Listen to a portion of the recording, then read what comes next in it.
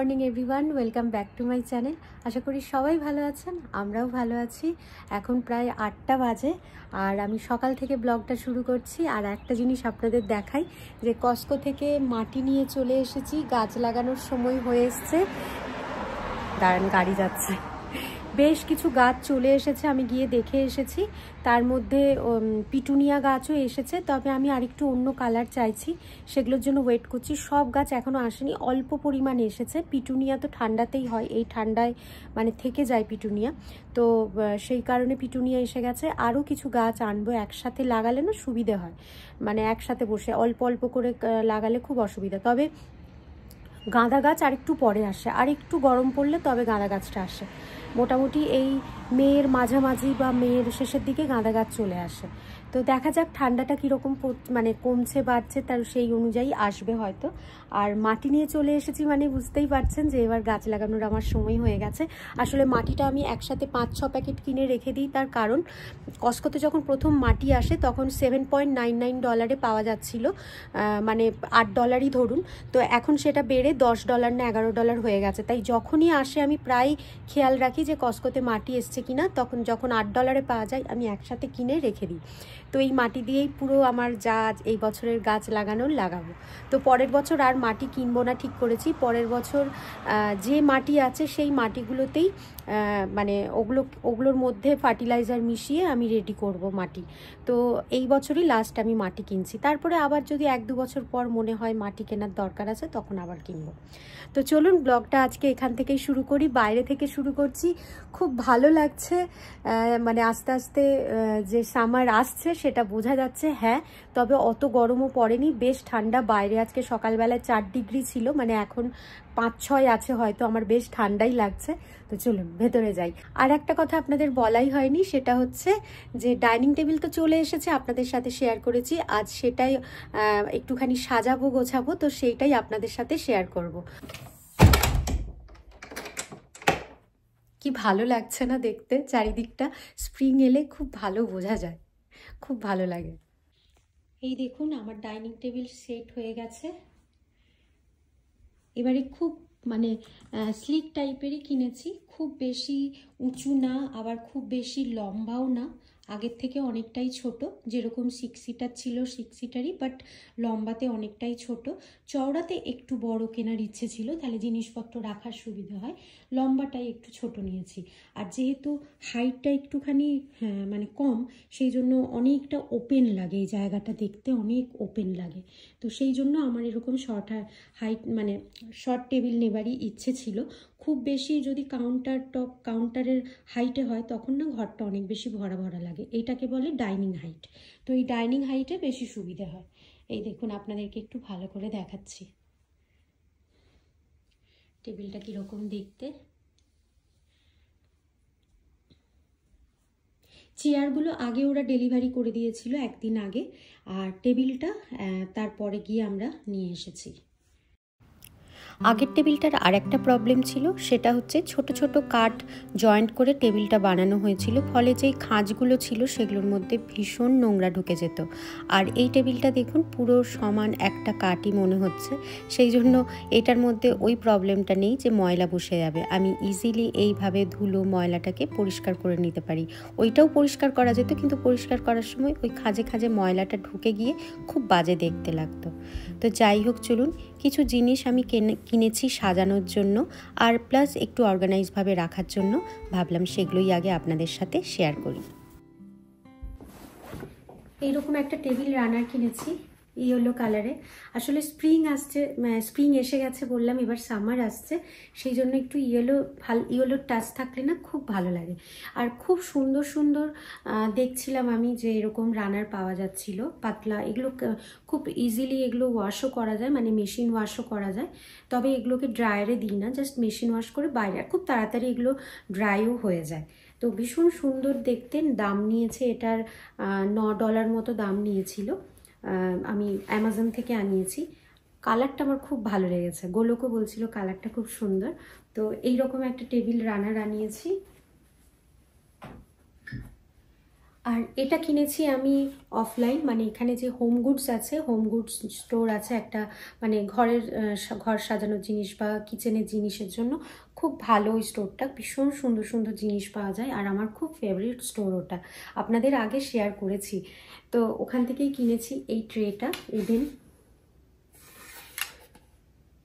আর এটা হচ্ছে made in India, দেখা যাচ্ছে কি? এই যে এইখানে লেখা আছে, আপনারা দেখতে পাবেন না, খুব ছোটোভাবে লেখা আছে মেড ইন ইন্ডিয়া। এরকম একটা ছোট্ট স্কোয়ার মতো কিনেছি, রেক্ট্যাঙ্গেল নয়, খুব বেশি বড় কিনিনি। খুব বেশি বড় কিনলে না অনেকটা জায়গা নিয়ে নেয়, তো ছোটোটার মধ্যেই হয়ে যাবে।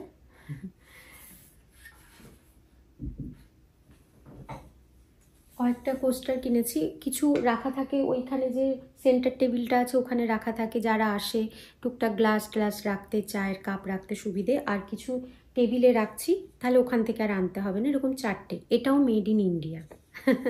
তো এরকম উডেনই কিনেছি 4টে, আর 2টো হলে ভালো হতো। 6টা চেয়ার আছে, 6জন বসলে 6টা, আরও 2টো হয়ে গেলে বেশ সুবিধা হতো। তো এই হলো কোস্টারগুলো। কিছু ফ্লাওয়ার্স কিনেছি, দাঁড়ান আপনাদের আলাদা করে দেখো। কিছু ফ্লাওয়ার্স কিনেছি, আর এই টিউলিপগুলোও দাম নিয়েছে $9 করে, 10টা আছে, $9 দাম। এত সুন্দর না, এগুলো আমি আগেও পারচেস করেছিলাম, আমি বাথরুমে আমার আছে। এই কালারটা কিনেছি এবার, যেহেতু স্প্রিং এসে গেছে আর এই সময়টা হচ্ছে টিউলিপের সময়, তো সেই কারণে ভাবলাম যে টিউলিপটাই আনি। আর দেখতেও এটা এত সুন্দর কালারটা। এক তো আমার পর্দার কালার হচ্ছে সি গ্রিন কালার, মানে টিল কালার যেটা হয় আর কি, আর তার সাথে ইয়েলো কালারের আমি রানারটা কিনেছি, আর সাথে আমি এরকম পিঙ্ক দিয়েছি। দেখতে খুব সুন্দর লাগছে, 3টে কালারের কম্বিনেশনে খুব ভালো লাগছে, খুব ব্রাইট, ভীষণ চোখে লাগছে সেরকমও না, অথচ খুব ভালো লাগছে দেখতে। মানে খুব কি বলবো, মানে আই সুদিংও হয়েছে, আবার মানে চোখেও পড়ছে এরকম আর কি, এমন নয় যে পুরো ব্লেন্ড হয়ে গেছে। তো যাই হোক, এইরকম একটা কিনেছি। আর কিছু ডার্ক পিঙ্ক কিনেছি, লাইট পিঙ্কের সাথে কিছু ডার্ক পিঙ্ক কিনেছি। অ্যাকচুয়ালি প্রথমে এটাই আনিয়েছিলাম, কিন্তু এই ফ্লাওয়ারগুলো খুব কম লাগলো, তাই আমি ওটা আবার আনালাম। হাইটে অনেক বড় নিইনি, কারণ টেবিলে বসে যখন আমরা কথা বলি তখন ভীষণ দেখতে অসুবিধা হয়, তাই ছোট ছোট এরকম স্টিক আনিয়েছি ফ্লাওয়ারের। এটা হচ্ছে ছোট ছোট গোলাপের মতো, দেখুন গোলাপি এগুলো, ছোট ছোট, কিন্তু দেখতে একদম অরিজিনাল। আমার ওই জন্য খুব ভালো লেগেছে এটা। আর এই টিউলিপটাও দেখুন, কাছ থেকে আপনাদের দেখাচ্ছি, পুরো দেখতে অরিজিনালের মতো। আমি এগুলোর সব লিঙ্ক আপনাদের ডেসক্রিপশন বক্সে দিয়ে দেব, যেগুলো আমি অনলাইন পারচেস করেছি। আর একটা কিনেছি এরকম চিজ ডোম, এই যে এটাও হচ্ছে মেড ইন ইন্ডিয়া। শুধু ফুলগুলো নয়, ফুল আর রানারটা ওগুলো মেড ইন ইন্ডিয়া নয়, এটা মেড ইন ইন্ডিয়া। তো আমার এটা খুব ভালো লেগেছে। এটা আমি পরে ব্লগটা করছি, কিন্তু সাজিয়ে আগেই নিয়েছিলাম, কিন্তু আবার আপনাদের জন্য আমি সাজাচ্ছি এখানে। তো এটার মধ্যে করে একটু বাচ্চাদেরকে চকলেট বা সুইটস বা অন্য কোনো স্ন্যাক্স যদি আমরা এখানে টেবিলে রাখি, দেখতে খুব সুন্দর লাগবে। তো সেই জন্য এটা একটা কিনেছি। এটা আমার অনেক দিনের ইচ্ছে ছিল এরকম একটা কিনবো, টুকটাক কেক টেকেও রাখলে বেশ ভালো লাগবে। তো এরকম একটা কিনেছি। আর এটা আমার আগেই ছিল, এটার মধ্যেই রাখবো, যেহেতু এটা ব্লু, এর সাথে ফুলগুলো খুব ভালো লাগবে দেখতে, তাই আমি এটা কিনেছি।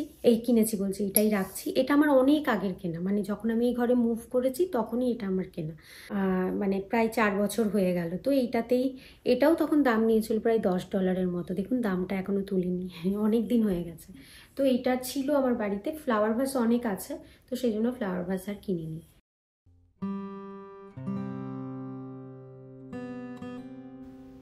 তোমরা সকলেই জানো ঘর সাজাতে আমি কতটা ভালোবাসি, এই কাজটা আমার কতটা পছন্দের কাজ।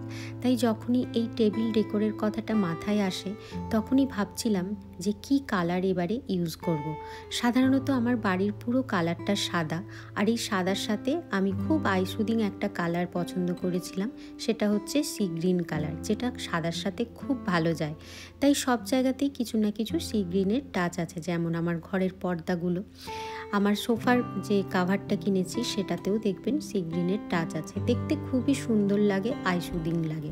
কিন্তু এবারে ভেবেছিলাম যে এর সাথে আরও অনেক অন্য কালার অ্যাড করব। এই সি গ্রিন কালারটার সাথে সাথে আমার আরও দুটো পছন্দের কালার হলো হলুদ আর সাদা। তাছাড়া যে কোনো প্যাস্টেল কালারই আমার ভীষণ পছন্দের কালার। খুব ব্রাইট কালার সবসময় ইউজ করি না, তবে মাঝে মাঝে মনে হয় যে সিজন অনুযায়ী একটু কালার কিছু অ্যাড করলে খুব ভালো লাগে। তাই স্প্রিং এসে গেছে, সামারও আসতে চলেছে, ভেবেছিলাম একটু পিঙ্ক, ইয়েলো এগুলো অ্যাড করব।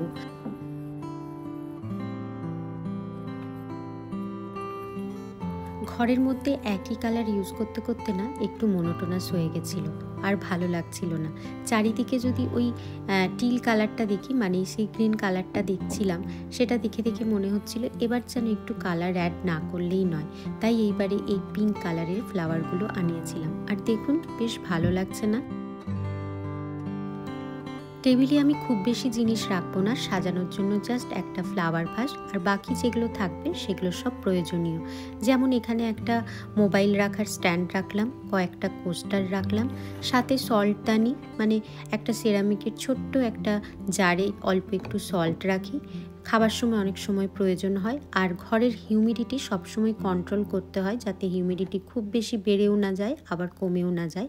তার জন্য এখানে একটা হিউমিডিটি দেখার জন্য একটা ছোট্ট যন্ত্র, আর সাইডে এখানে এটা বলতে পারেন আমার একটা ছোট্ট শখ ছিল, সেটার জন্যই এই চিজ ডোমটা কিনেছি। কারণ যখন ফেস্টিভ্যালের সময় আসে এগুলোর মধ্যে মিষ্টি কিছু সাজিয়ে দিলে খুব সুন্দর দেখতে লাগে, আর যখন মিষ্টি রাখবো না তখন এখানে কিছু চকলেটস রেখে দেবো। জিনিস সবসময় গুছিয়ে রাখার জন্য আমি অর্গানাইজার বা এরকম ট্রে ইউজ করি, তাহলে দেখবেন খুব নিট অ্যান্ড ক্লিন লাগে, জিনিসগুলো ছড়ানো ছেটানো লাগে না। আর দেখুন এখন এই টেবিলটা এখানে রাখাতে জায়গা যে খুব বেশি কমে গেছে তা কিন্তু নয়, সাথে একটা সোফাও অ্যাড হয়েছে, তারপরেও কিন্তু এখানে অনেকটা জায়গা আছে। প্রথমে একটু ভয় লাগছিল যে এগুলো কেনার পর এখানে জায়গাটা না পুরো ব্লক হয়ে যায়, কারণ আমার খোলামেলাই বেশি ভালো লাগে। যারা নতুন বাড়ি কিনবেন তাদের জন্য একটা কথা বলবো, বাড়িতে আসার পরই কিন্তু ফার্নিচারগুলো কিনবেন, আগে থেকে বুক করবেন না। বাড়িতে আসার পর আপনারা কিছুদিন থাকার পরই বুঝতে পারবেন কোন জায়গায় কীরকম ফার্নিচার দরকার, কতটা মাপের ফার্নিচার দরকার। আমরা যেই ভুলটা করেছিলাম সেটাই আপনাদেরকে জানালাম, যাতে আপনারা না করেন। কারণ আমরা বাড়িতে আসার আগেই মোটামুটি ফার্নিচার বুক করে দিয়েছিলাম, কারণ তখন একটা প্রবলেম চলছিল কোভিডের ঠিক পরেই, সেই জন্য সেই সময় যে কোনো জিনিস ডেলিভারি দিতে ওরা খুব দেরি করছিল, প্রায় বছরখানেক লেগে যাচ্ছিল জিনিস ডেলিভারি দিতে। তাই আমরা অনেক দিন আগে বুক করে দিয়েছিলাম, প্রায় 11 মাস আগে, বাড়ি কেনার মানে বাড়িতে নতুন বাড়িতে মুভ করার আগে। তো সেই জন্যই এই প্রবলেমটা হয়েছে আমাদের, আমরা বুঝতে পারিনি কোন জায়গাতে কীরকম দরকার। কদিন ধরেই খুব বৃষ্টি হচ্ছে, তাই এখন দেখলাম একটু ভালো রোদ উঠেছে, বাইরে এসে সোফাগুলোর গদিগুলো যে উল্টে গেছিলো একটু সোজা করে দিলাম, যেই জায়গাগুলো ভিজে আছে শুকিয়ে যাবে। আর দেখুন আস্তে আস্তে চারিদিকটা কি সুন্দর ঘাসে সবুজ হয়ে উঠছে, আর এখানে সাথে সাথে কাশফুলের গাছগুলোও কিন্তু বেরিয়ে গেছে, সেগুলো আস্তে আস্তে বড় হচ্ছে। চলুন এবার আপনাদের পিওনি গাছগুলো দেখাই যে কত বড় হলো। এই দেখুন বেশ অনেকটাই বড় হয়ে গেছে, আর পিওনির মধ্যে কিন্তু ছোট ছোট কুঁড়িও এসে গেছে, মোটামুটি আর 1 মাসের মধ্যে ফুল আসবে। এইটা হচ্ছে সাদা, আমার কাছে 3টে কালার আছে, সাদা, একটা হচ্ছে লাইট পিঙ্ক, আর একটা হচ্ছে ডার্ক পিঙ্ক। 3টে কালারই এত সুন্দর লাগে, আরও পাশাপাশি থাকলে সুন্দর দেখতে লাগতো। আমি একটু দূরে দূরে 3টেকে লাগিয়েছি, আসলে ভেবেছিলাম গাছগুলো যদি অনেক বড় হয় তাই, কিন্তু খুব যে বেশি বড় হয় তা নয়, কাছাকাছি লাগালে আরও সুন্দর লাগতো। আর এখানে খাঁচার মতো করে রেখেছি, যেগুলো টমেটো গাছের সাপোর্ট দেওয়ার জন্য লাগায় সেগুলোকেই উল্টো করে রেখেছি, আর উপরে একটা করে ট্র্যাশ ব্যাগ রেখেছি, যাতে এটা মানে খরগোশে না দেখতে পায়, কারণ ওরা দেখতে পেলেই গাছ মুড়িয়ে ছোট ছোট কচি কচি পাতাগুলোকে খেয়ে নেয়। স্নান পুজো দুটোই সারা হয়ে গেছে, আজকে আর রান্নার কাজ নেই। গতকাল যেহেতু অত রান্নাবান্না হয়েছিল গোলকের জন্মদিনে, তাই আজকে আর অত রান্নাবান্না করতে হবে না। তাই ভাবলাম ঘর পুরো এলোমেলো হয়ে আছে, সব গুছিয়ে নিই। তাই প্রথমেই এখানে জামা কাপড়গুলো কাচতে দিয়ে দিলাম, এগুলো কাচা হতে থাক, মাঝখানে একবার এসে আবার ড্রায়ারে দিয়ে যাব। পরশুদিন সব বন্ধুরা বাড়িতে ছিল বলে একটু বিছানা টিছানাও করা হয়েছিল নিচে, সেগুলোরও সব গদিগুলো পড়ে আছে, মানে কমফোর্টার বা আরও যা যা জিনিস থাকে বালিশ টালিশ সব কিছু পড়ে আছে। আমি আর কিছু গোছাইনি, ভেবেছিলাম হাতে যখন কাজ থাকবে না তখনই করবো, একসাথে অতিরিক্ত কাজ নিয়ে নিলে না তখন আর ভালো লাগে না। আজকে যেহেতু রান্নার কাজ নেই তাই ভাবলাম আজকে খুব ভালো করে আমার যে লিনেন ক্লোজেটটা আছে সেটাকে একটু ভালো করে গোছাবো, অর্গানাইজ করব আর আপনাদের সাথেও শেয়ার করব। এখানে কমফোর্টারগুলো আমি সবসময় একটা অর্গানাইজার যে ব্যাগগুলো হয় সেগুলোর মধ্যে রাখি। কমফোর্টারগুলো ফোল্ড করার পরেও ভলিউমে এতটা বেশি থাকে, এই ব্যাগগুলো করে রাখলে না ভলিউমটা অনেকটাই কমে যায়, আর যেখানে রাখি সেখানে অনেকটা স্পেসও পাওয়া যায়, মানে আরও অন্যান্য জিনিস সাথে রাখা যায়। আর এর সাথে কিন্তু একটা কমফোর্টার নয়, একসাথে অনেকগুলো রাখি। একটা বড় কমফোর্টার সাথে সাথে এখানে 2-3টে থ্রো যেগুলো হয় সেগুলোও এখানে রেখে দিই।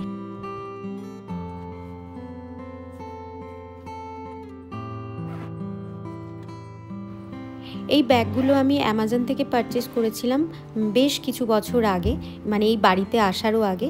যদি পাই তো আপনাদের লিংক দিয়ে দেব, কারণ এগুলো খুঁজলেই হয়তো পাওয়া যাবে। আমি যেটা কিনেছি সেটার লিংক পাবো কিনা জানি না, তবে তার সিমিলার কিছু লিংক পেলে দিয়ে দেবো। ঘরের আরও এক্সট্রা অনেক পর্দা ছিল যেগুলো এখন আর অতটা ইউজ হয় না, সেগুলোও সব ফোল্ড করে রাখা ছিল, কিন্তু কিছু একটা বের করতে গিয়ে এগুলো একটু ঘাঁটা হয়ে গেছিলো। তাই আমি ভাবলাম এগুলো আজকে যখন সময় আছে একটু ভালোভাবে গুছিয়ে অর্গানাইজ করে রাখি। আর এইভাবে সব সমানভাবে গুছিয়ে রাখলে দেখবেন অনেক জিনিস রাখার পরও কিন্তু অনেক জায়গা খালি থাকে, কারণ আমাদের দিনের পর দিন জিনিস কিন্তু বাড়তেই থাকে। তাই সবসময় চেষ্টা করতে হয় সময়ে সময়ে একটু ডিক্লাটার করা, আর সাথে সাথে জিনিসপত্র একটু অর্গানাইজ করে রাখা, তাতে অনেকটা জায়গা কিন্তু বাঁচে বা বের হয়।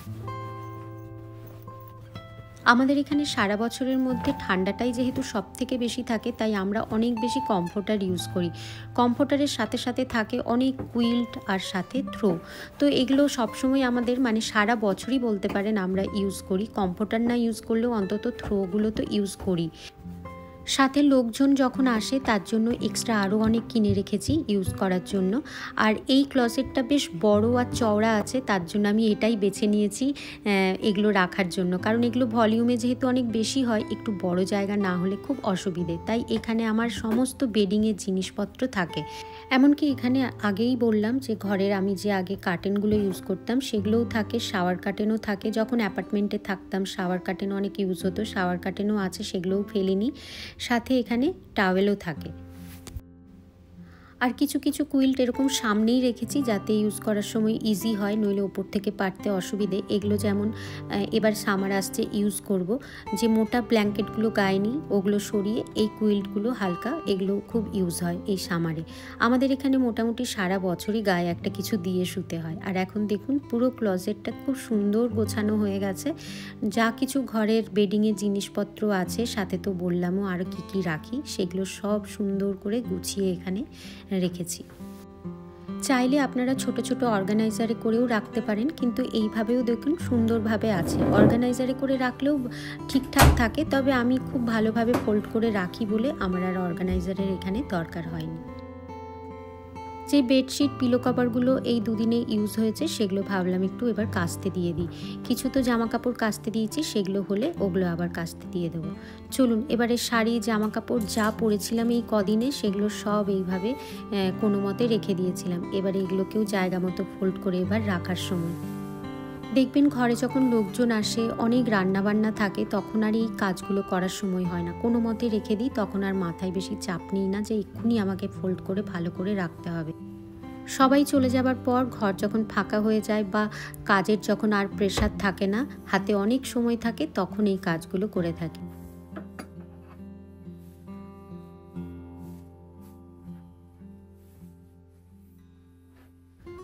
আর দেখবেন জামা কাপড় ইউজ করার পর সাথে সাথে ফোল্ড করে রাখা যায় না, একটুখানি হাওয়াতে মেলে না রাখলে না সেগুলো সাথে সাথে ফোল্ড করে রাখলে একটা বিচ্ছিরি গন্ধ হয়ে যায়। বিশেষ করে এই ব্লাউজগুলো, এগুলো যদি ফোল্ড করে রেখে দিই পরে ভীষণ বাজে একটা স্মেল আসে এর থেকে, সেই জন্য একটু হাওয়াই মেলে রাখি। আর এগুলো দেখবেন কাচাও যায় না, যেহেতু এগুলো শাড়ি সেটের সাথে, তাই এগুলোকেও না ড্রাই ওয়াশই করতে হয়।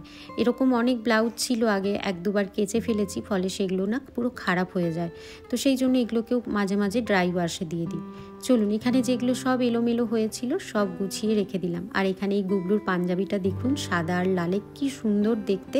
এটা দেখেই আমার পছন্দ হয়ে গেছিলো। ভেবেছিলাম ওকে দশমীতে পরাবো, কিন্তু তারপরে ভাবলাম দশমী আস্তে আস্তে যদি এটা ছোট হয়ে যায়, কারণ এখন যা ও লম্বা হচ্ছে, তাই ভাবলাম না, তুই নববর্ষেই পরে নে, অন্তত ছোট হয়ে যাওয়ার আগে একবার পরে নিতে পারলি, এই মনে সান্ত্বনা থাকবে। তো যাই হোক, চলুন, যদি ভাগ্য ভালো থাকে তাহলে দশমীতে পরে নেবে, মানে দশমীতে আবার পরতে পারবে।